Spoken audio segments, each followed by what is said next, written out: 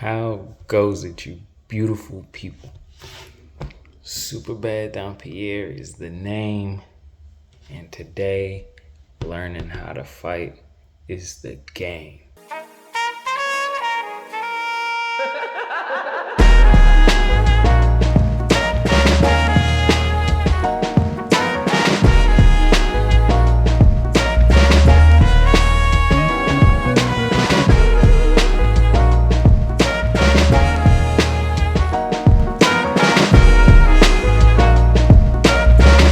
Now, as an avid martial artist, I wholeheartedly believe in the constructive power of what learning combat sports can do for a person, whether that be learning it for self-defense, to engage in the sport itself, or merely just a different type of exercise. It builds in a person a confidence that they will carry for the rest of their days. And having confidence is something that can change a person's life.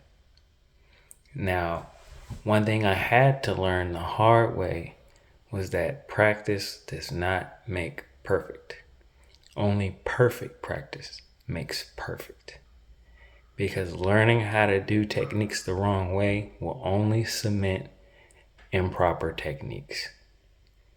So, I will be starting a series on the fundamentals of striking.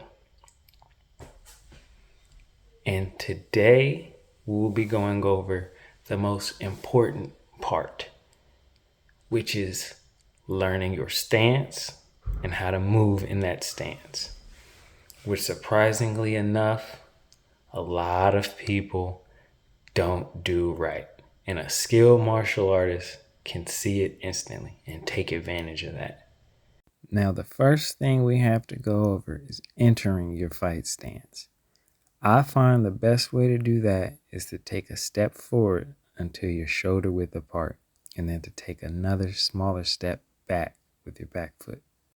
Now that we have our foot placement down, we can focus on raising our guard, aka putting those dukes up. And with that, we have our stance.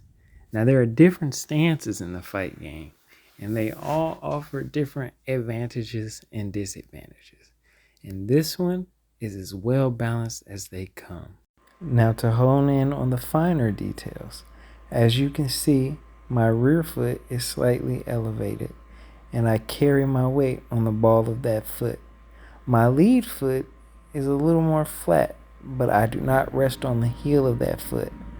I still carry my weight on the ball of that foot, and my knees have a slight bend to them. Now, the combination of being on the balls of your feet, having a bend at the knees, and having a slightly wider than shoulder length stance creates a bit of a tensed coil effect, akin to a snake preparing to strike. It allows for explosive movements backwards when you need to retreat as your opponent presses their attack, and allows you to explode forwards when you press your own attack. Now, moving on to the guard. My chin is tucked in, my shoulders are rolled in, and my core is tight. All of this offers you more defense, and I want to show you a different angle so you can get a better perspective on that. As you can see, my jaw has extra protection from my shoulder. The left side of my torso is protected by my arm. And if your opponent manages to send a shot straight down the middle, keeping your core tight will absorb a fair amount of that impact.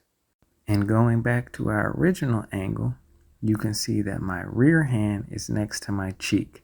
We call that answering the phone.